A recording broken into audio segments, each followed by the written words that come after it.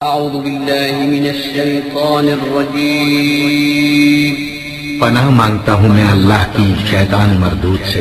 बिस्मिल्लाहिर रहमानिर रहीम। शुरू अल्लाह का नाम लेकर जो बड़ा मेहरबान निहायत रहम वाला है।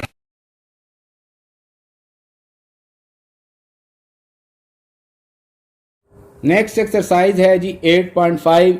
अब इसके जो क्वेश्चन 1 से 24 तक हैं उनमें आपने रेडियस ऑफ कन्वर्जेंस और इंटरवल ऑफ कन्वर्जेंस फाइंड करना है। क्वेश्चन नंबर 1 है जी, आपने बिल्कुल रूल वही यूज करना है जो आप पीछे एक्सरसाइज 8.4 में करते आ रहे थे। यानी आपके पास जो सीरीज है उसके अंदर आने वाली वैल्यू जो है इसका माड लेंगे और उसको ए एन माड की इक्वल लिख देंगे। इसमें चूंकि फैक्टोरियल इन्वॉल्व है तो इसको रेशो टेस्ट से सॉल्व कर लेते हैं। ए एन माड से एन प्लस वन माड बना लें, सिंपल एन की जगह एन प्लस वन पुट करके।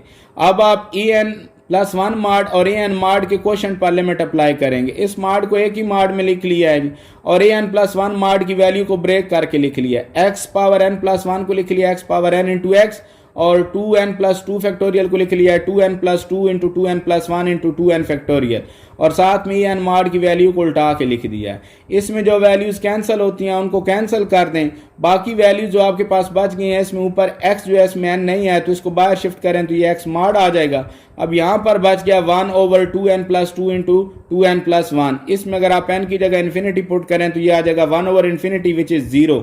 एक्स मार्ड से मल्टीप्लाई होकर 0 ही आ जाएगा। इसका मतलब है कि इस क्वेश्चन का आंसर आपके पास लेस देन 1 आता है। अब ये जो लेस देन 1 आया ये एक्स की वजह से नहीं आया, यानी एक्स की किसी भी वैल्यू को यहाँ पर पुट करें तो इसका आंसर लेस देन 1 आना है।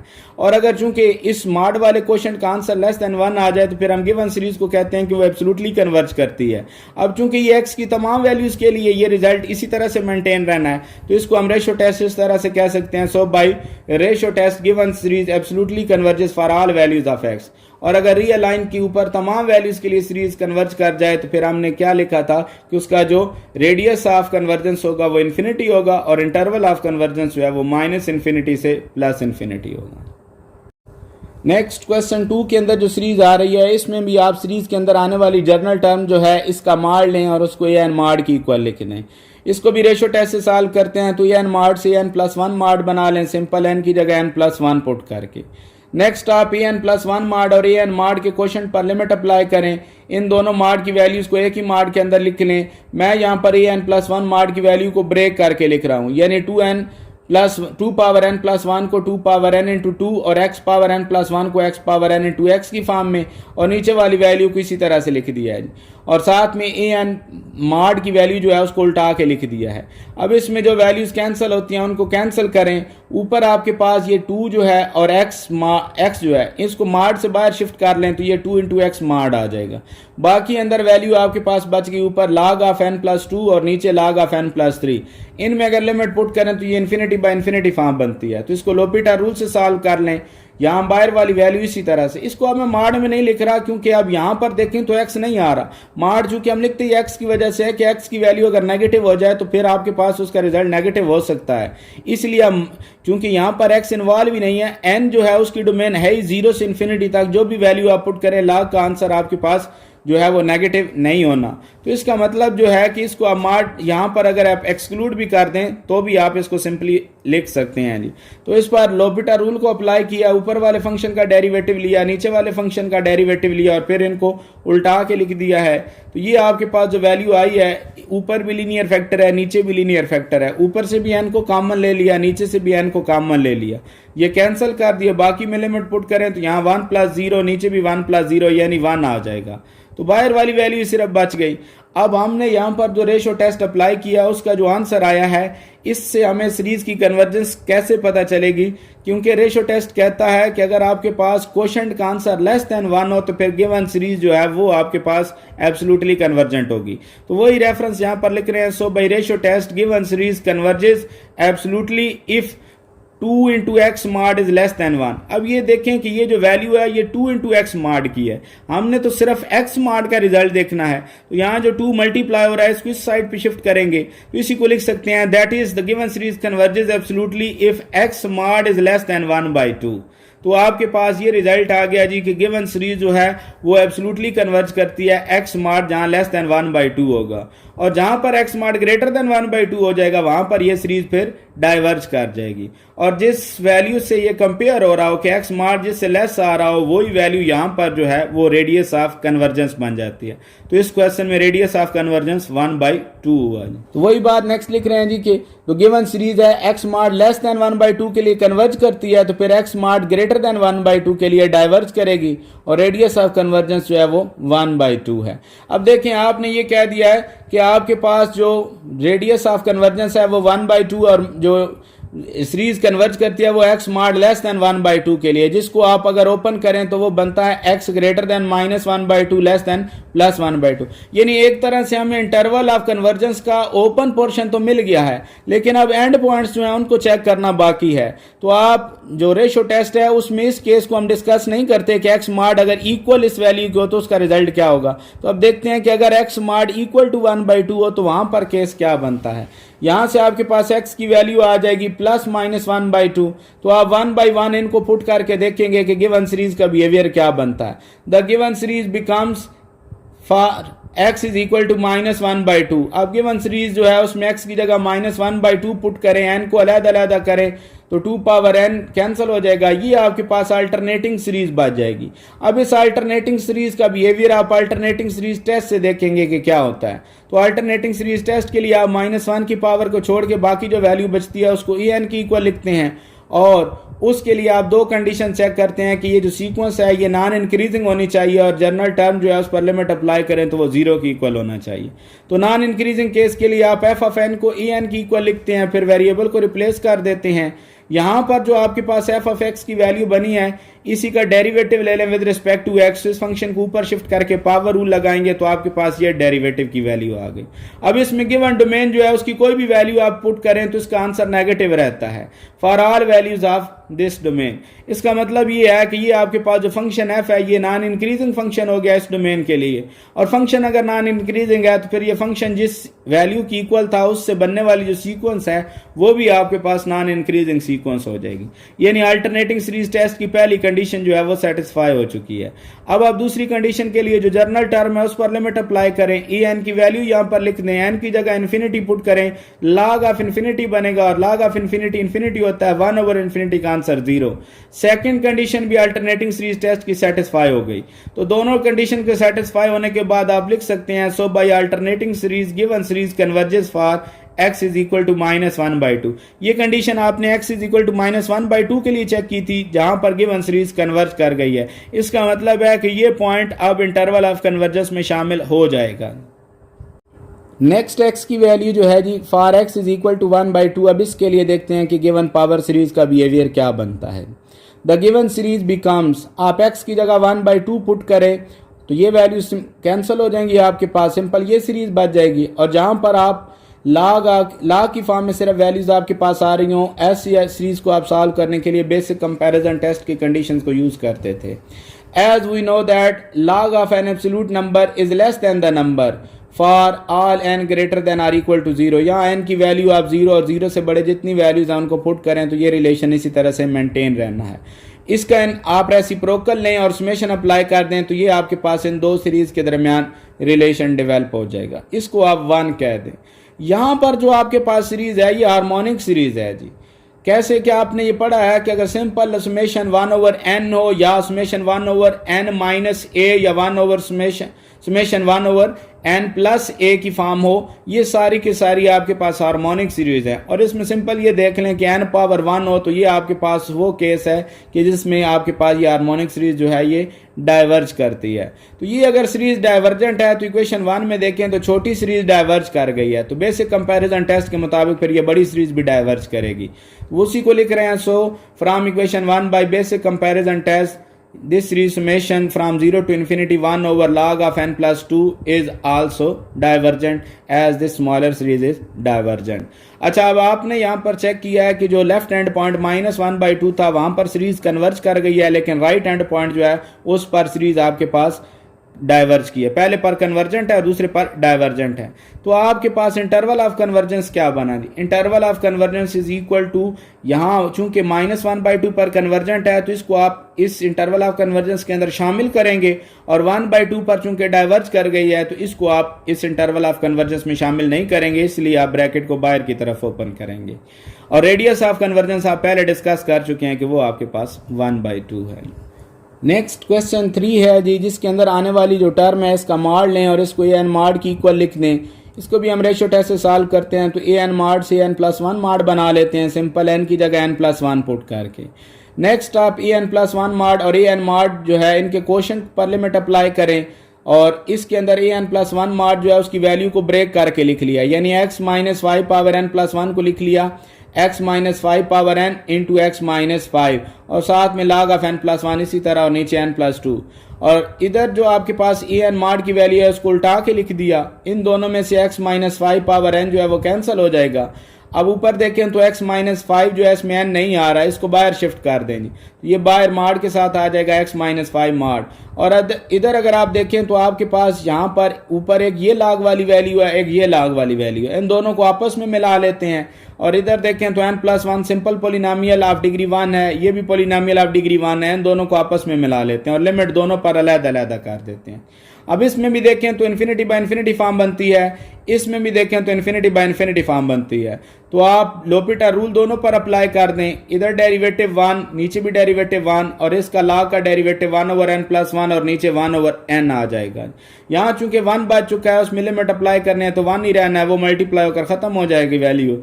इसको आप उल्टाएं तो आपके पास n/n+1 आ जाएगा, नीचे से n कॉमन लेके ऊपर वाले n के साथ कैंसिल कर दें, बाकी जो वैल्यू बचती है उसमें लिमिट पुट करें तो ये आ जाएगा 1/1 + 0, यानी 1 बच गया, जो कि इस वैल्यू से मल्टीप्लाई होकर यही आ जाएगा। यानी आपके पास n+1 और an मॉड जो है इसके क्वेश्चन पर जो लिमिट है वो आपके पास ये आ चुकी है। अब रेशियो टेस्ट के मुताबिक गिवन सीरीज जो है वो एब्सोल्युटली कन्वर्ज करेगी जब इस वैल्यू का आंसर जो है वो लेस देन 1 होगा। तो इसी को लिख रहे हैं, so by ratio test given series converges absolutely if this mod is less than 1। और अगर ये मॉड लेस देन 1 होगा तो गिवन सीरीज एब्सोल्युटली कन्वर्ज करेगी, और जहां पर ये मॉड ग्रेटर देन 1 हो गया वहां पर ये सीरीज डाइवर्ज कर जाएगी। अब चूंकि देखें ये simple x - 5 mod less than इससे आ रहा है, 1 से लेस आ रहा है, तो ये जो वैल्यू है ये आपके पास r बन जाएगी, क्योंकि आपने कहा था कि सिंपल x मॉड जिससे लेस होगा या x - a या x + a मॉड जिससे लेस होगा वो आपके पास यहाँ राइट साइड में आने वाली वैल्यू r यानी रेडियस ऑफ कन्वर्जेंस बन जाती है। तो रेडियस ऑफ कन्वर्जेंस आपके पास 1 आ चुका है जी। अब आप इन एंड पॉइंट्स को देखेंगे कि आपके पास अगर ये वैल्यू 1 की इक्वल हो तो वहां पर जो एंड पॉइंट्स निकलते हैं उन पर ये सीरीज इसका बिहेवियर क्या होगा जी। नेक्स्ट देखते हैं जी कि if x - 5 mod is equal to 1, यहाँ पर अब एंड पॉइंट्स निकालने हैं और उन पर सीरीज का बिहेवियर देखना है कि क्या होगा। मॉड को ब्रेक करें तो उसको लिख सकते हैं +-1 की फॉर्म में। अब एक दफ़ा +1 की इक्वल देख के देखेंगे कि एंड पॉइंट क्या बनता है, उस पर सीरीज का बिहेवियर क्या, और फिर -1 के साथ देखेंगे। तो पहले मैं लिख रहा हूँ x - 5 इज इक्वल टू 1, यहाँ से x की वैल्यू निकलती है 6, इसको गिवन सीरीज के अंदर अगर आप पुट कर दें x की जगह 6 पुट करें तो ये आपके पास सीरीज ये आ जाएगी जी।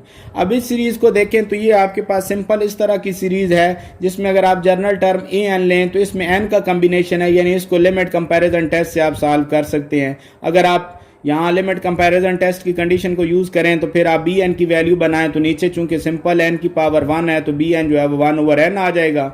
ए एन और बी एन के क्वोशंट पर लिमिट को अप्लाई कर दें, पहले ए एन की वैल्यू लिखें, बी एन की वैल्यू को उल्टा के लिख दें, यहाँ से नीचे से n कॉमन लें, ऊपर वाले n के साथ कैंसिल कर दें, बाकी में लिमिट पुट करें तो ऊपर आ जाएगा log ऑफ इन्फिनिटी और नीचे 1 + 0, इन्फिनिटी ओवर 1 जो है उसका आंसर इन्फिनिटी आ जाएगा। अब यहाँ पर इस क्वेश्चन पर लिमिटिंग वैल्यू का आंसर इन्फिनिटी आ चुका है, तो लिमिट कंपैरिजन टेस्ट के मुताबिक फिर बी एन वाली सीरीज को डाइवर्ज करना चाहिए। बी एन वाली सीरीज अगर डाइवर्ज कर गई तो फिर ए एन वाली सीरीज भी डाइवर्ज करेगी।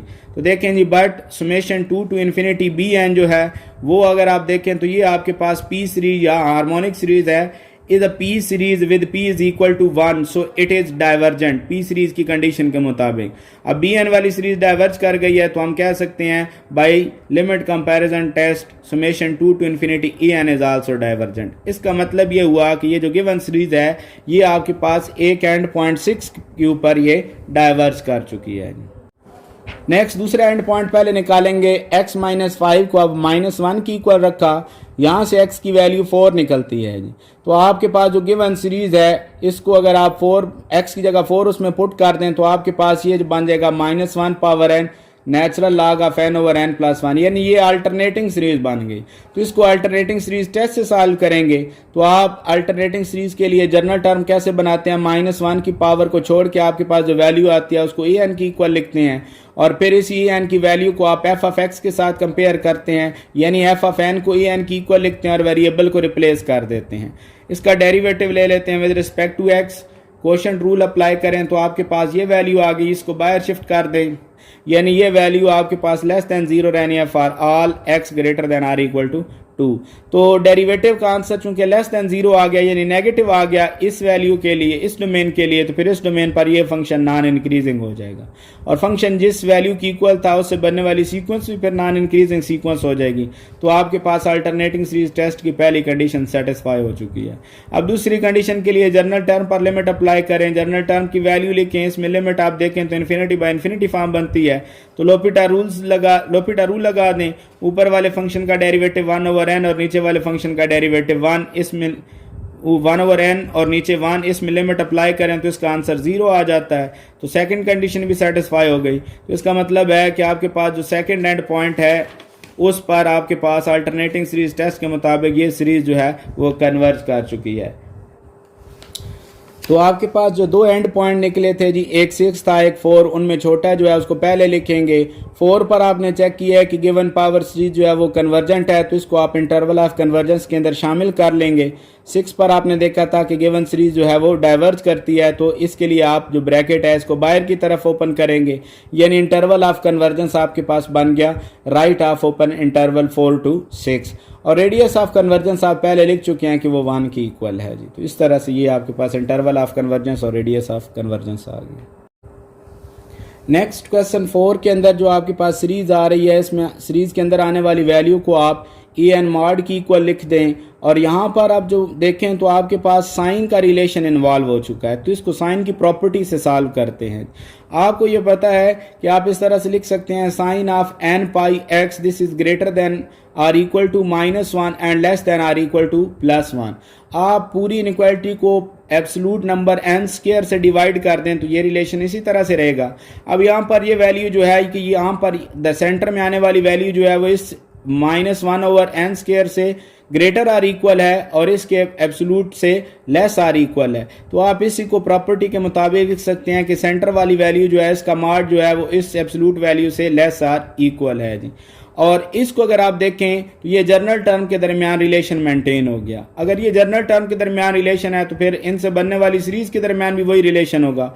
ये वैल्यू आपके पास ए एन मॉड की इक्वल थी, तो इसको मैंने ए एन मॉड लिख दिया और साथ में दोनों तरफ सुमेशन को अप्लाई कर दिया, इसको इक्वेशन 1 कह दिया है। अब इसको बेसिक कंपैरिजन टेस्ट के मुताबिक देखें तो ये जो बड़ी सीरीज है इसको अगर आप देखें तो ये P सीरीज है जिसमें P की वैल्यू 2 है, इस वजह से ये सीरीज कन्वर्जेंट हो गई है। तो बेसिक कंपैरिजन टेस्ट के मुताबिक अगर बड़ी सीरीज कन्वर्ज कर जाए तो फिर छोटी सीरीज भी कन्वर्ज करती है। Hence by basic comparison test in equation 1 summation 1 to infinity a n mod is also convergent. तो ये मॉड वाली सीरीज कन्वर्ज कर गई है। अब देखें यहाँ पर जो हमने कन्वर्जेंस डिस्कस किया है इसमें कहीं पर भी हमने x की वैल्यू को डिस्कस नहीं किया। इसका मतलब ये है क्यों नहीं किया, क्योंकि इसकी कन्वर्जेंस तो इस पर डिपेंड कर रही थी और इसमें कहीं भी x नहीं आ रहा। इसका मतलब ये है कि यहाँ पर x की जो भी वैल्यू मर्जी यूज हो इसने हमेशा कन्वर्ज करना है। अगर इसने हमेशा कन्वर्ज करना है तो इसका मतलब है फिर इसने भी हमेशा कन्वर्ज करना है, आप x की कोई भी वैल्यू यूज करें। तो इससे ये पता चला कि ये जो सीरीज है ये x की तमाम वैल्यूज के लिए कन्वर्ज करती है। तो इसी को लिख सकते हैं the given series converges absolutely for all values of x। अगर ये तमाम वैल्यूज के लिए कन्वर्ज करती है तो फिर इंटरवल ऑफ कन्वर्जेंस जो है वो -इन्फिनिटी से +इन्फिनिटी हो जाएगा और रेडियस ऑफ कन्वर्जेंस जो है वो +इन्फिनिटी हो जाएगी। नेक्स्ट क्वेश्चन 5 के अंदर जो वैल्यू आ रही है जी, इसमें भी आप इसका मॉड लें और इसको ए एन मॉड की इक्वल लिख दें। ए एन मॉड से ए एन +1 मॉड बना लें और फिर ए एन +1 मॉड और ए एन मॉड के क्वोशंट पर लिमिट को अप्लाई कर दें। ऊपर ए एन +1 मॉड की वैल्यू लिख दी और नीचे ए एन मॉड की वैल्यू लिख दी। अब ये जो वैल्यू है n+1 स्क्वायर, इसमें से अगर n को कॉमन लें तो साथ में पावर भी कॉमन आएगी यानी बाय n स्क्वायर आ जाएगा। और इसको ब्रेक करके लिख देते हैं x-2 पावर n+1 को लिख दिया x-2 power n into x-2, ये एन स्क्वायर इस एन स्क्वायर से cancel, x minus two power n x minus two power n से कैंसिल। इसमें चूंकि एन नहीं है तो इसको आप मार्ट से या लिमिट से बाहर शिफ्ट कर दें। अब अंदर जो वैल्यू बच गई है इस पर अगर आप लिमिट अप्लाई करें तो ये आ जाएगा 1 प्लस 0 स्क्वायर यानी 1 आ जाएगा, जो कि इससे मल्टीप्लाई होकर यही आ जाएगा।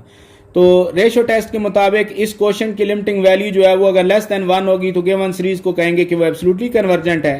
तो वही लिख रहे हैं, so by ratio test given series converges absolutely if this mod is less than 1, और ये डाइवर्ज करेगी जब ये मॉड ग्रेटर देन 1 हो जाएगा। तो यहां से हमें रेडियस ऑफ कन्वर्जेंस पता चल गया कि ये मॉड जिससे लेस है वो रेडियस ऑफ कन्वर्जेंस है। ये मॉड चूंकि 1 से लेस है तो यहां पर रेडियस ऑफ कन्वर्जेंस आपके पास 1 आ गया। अब एंड पॉइंट्स के लिए इस वैल्यू को आप 1 की इक्वल रखेंगे और वहां से पहले एंड पॉइंट निकालेंगे और फिर उन पर गिवन सीरीज का बिहेवियर चेक करेंगे। When x minus 2 mod is equal to 1, mod को खत्म करें तो प्लस माइनस की फॉर्म में लिखा जा सकता है। एक दफा हम प्लस 1 की इक्वल लिखेंगे और एक दफा माइनस 1 की इक्वल। तो पहले लिखा है x minus 2 is equal to 1, यहां से x की वैल्यू 3 निकलती है। इसको गिवन सीरीज के अंदर पुट करें तो उसका बिहेवियर क्या बनता है। x की वैल्यू 3 गिवन सीरीज के अंदर अगर आप पुट करें तो आपके पास सिंपल ये सीरीज आ जाती है। इसमें जनरल टर्म एन स्क्वायर है, इसको ई एन की इक्वल लिखें। यहां से हमें पता चल रहा है कि इस पर अगर डाइवर्जेंट टेस्ट अप्लाई कर दें तो इस सीरीज ने डाइवर्ज कर जाना, यानी यही आपके पास आ गया limit n approaches to infinity e n is equal to limit n approaches to infinity n square. इसमें आप एन की जगह इन्फिनिटी पुट करें तो इन्फिनिटी आ जाता है which is not equal to 0। So by divergent test given series diverges, और किसके लिए डाइवर्ज की है, x इज इक्वल टू 3। एक एंड पॉइंट पर गिवन सीरीज डाइवर्ज कर गई है। अब दूसरे एंड पॉइंट के लिए देखें, आप x माइनस 2 को पहले माइनस 1 की इक्वल लिखेंगे। यहां से आप x की वैल्यू निकालें तो वो 1 आती है। इसको गिवन सीरीज के अंदर पुट कर दें, x की जगह 1 पुट करें तो आपके पास 1 माइनस 2 माइनस 1 आ जाएगा। ये अल्टरनेटिंग सीरीज बन गई।